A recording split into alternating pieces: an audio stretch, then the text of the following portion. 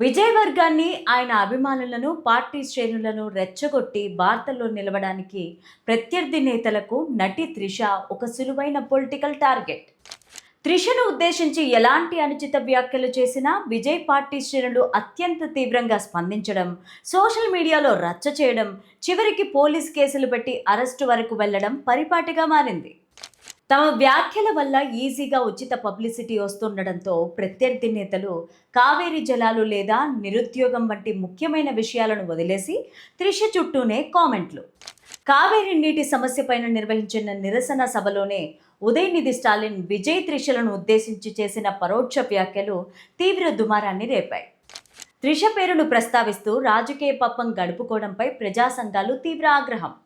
DMK, ఏఐఏడిఎంకేలో ఆడుతున్న ఈ Trisha mind గేమ్లు తాత్కాలికంగా వార్తల్లో నిలిచిన దీర్ఘకాలంలో ప్రజలకు విసిగెత్తిస్తున్నాయి. ఒకవేళ త్రిష డిప్యూటీ సీఎం అయితే పవన్ కళ్యాణ్ పరిస్థితి ఏంటి అని కొంతమంది అంటున్నారు. తమిళనాడులో త్రిష డిప్యూటీ సీఎం అయితే ఆంధ్రప్రదేశ్లో పవన్ కళ్యాణ్కి ఏం సంబంధం? తమిళనాడు రాజకీయాల్లో కావేరీ నీటి సమస్య కన్నా నటి త్రిష వివాదమే హైలైట్. విజయ్ టీవీకే పార్టీని టార్గెట్ చేస్తూ DMK, AIADMK political mind game ఆడుతున్నాయి. ఈ వీడియోని చివరి వరకు చూడండి. ప్లీజ్ లైక్ చేయండి, షేర్ చేయండి, అలాగే బెల్ బటన్ నొక్కి సబ్స్క్రైబ్ చేసుకొని స్కిప్ చేయకుండా ఎండింగ్ వరకు చూడండి. ఇక హెడ్లైన్స్ చూద్దామా? పబ్లిసిటీ కోసం త్రిష పేరు వాడుతున్న ప్రత్యర్థులు, ఏఐఏడిఎంకే డిప్యూటీ సీఎం నాటకాలు, కావేరీ నీళ్లు రాకపోయినా పట్టింపు లేని నేతలు. స్టోరీలోకి వెళ్తే తమిళనాడు రాజకీయాలు గతంలో ఎప్పుడూ రాష్ట్ర హక్కులు, కావేరీ జల వివాదాలు, భాషా సెంటిమెంట్లు, సంక్షేమ పథకాల చుట్టూ తిరిగేవి. కానీ ప్రస్తుతం ఇక్కడ చోటు చేసుకున్న పరిణామాలు మాత్రం ప్రజా సమస్యలను పక్కకు పెట్టి తీవ్రంగా దిగజారిపోతున్నాయి. తమిళగ వెట్రికజగం అధినేత సీఎం విజయ్ను టార్గెట్ చేసేందుకు అధికార డిఎంకే, ప్రతిపక్ష ఏఐఏడిఎంకే పార్టీలు సినీ నటి త్రిష పేరును నిరంతరం రాజకీయాల్లోకి లాగుతూ ఉండడం తమిళనాడు వ్యాప్తంగా చర్చనీయాంశంగా మారింది. విజయ్ వర్గాన్ని, ఆయన అభిమానులను, పార్టీ శ్రేణులను రెచ్చగొట్టి వార్తల్లో నిలవడానికి ప్రత్యర్థి పార్టీ నేతలకు నటి త్రిష ఒక సులువైన పొలిటికల్ టార్గెట్గా మారిపోయారు. త్రిషను ఉద్దేశించి ఎలాంటి అనుచిత వ్యాఖ్యలు చేసినా విజయ్ పార్టీ శ్రేణులు అత్యంత తీవ్రంగా స్పందించడం, సోషల్ మీడియాలో రచ్చ చేయడం, చివరకు పోలీసులు కేసులు పెట్టి అరెస్టుల వరకు వెళ్లడం పరిపాటిగా మారింది. తమ వ్యాఖ్యల వల్ల ఈజీగా ఉచిత పబ్లిసిటీ వస్తూ ఉండడంతో ప్రత్యర్థి నేతలు కావేరీ జలాలు లేదా నిరుద్యోగం వంటి ముఖ్యమైన విషయాలను వదిలేసి త్రిష చుట్టూనే కామెంట్లు విసురుతున్నారు. ఇటీవలే కావేరీ నీటి సమస్యపై నిర్వహించిన నిరసన సభలోనే డిఎంకే యువనేత ఉదయనిధి స్టాలిన్ విజయ్ త్రిషలను ఉద్దేశించి చేసిన పరోక్ష వ్యాఖ్యలు తీవ్ర దుమారం రేపాయి.